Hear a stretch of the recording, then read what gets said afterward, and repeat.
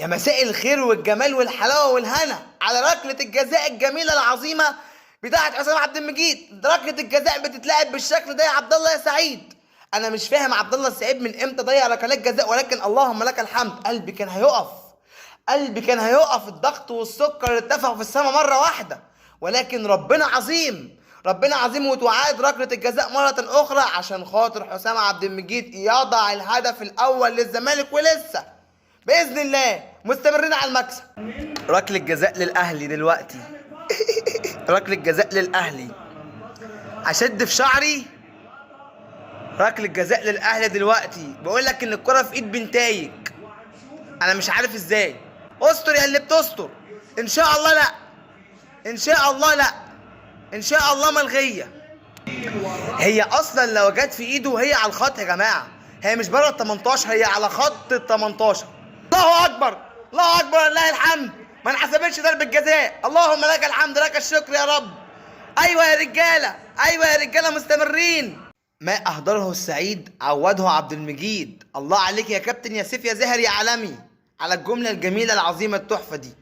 هدف التعادل حسين الشحات. ده الطبيعي، ده الطبيعي. انت زنق نفسك في نص الملعب من بدايه الشوط الثاني ليه؟ مفيش اي ردة فعل من بدايه الشوط الثاني ليه؟ بتدافع من اول الشوط الثاني ليه؟ هتدافع 45 دقيقه قدام الاهلي بس مفيش اي هجمات، مفيش اي تنظيم.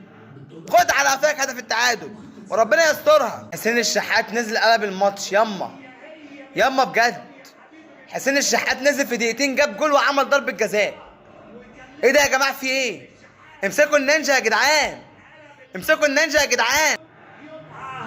ضربة جزاء للنادي الاهلي. حسين الشحات.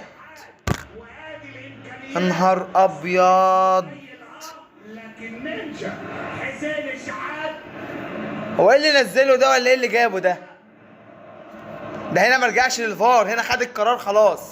هنا ضربة جزاء للاهلي وتريزيجيه رايح يتقدم عليها، راح يشوط ضربة الجزاء. تريزيجيه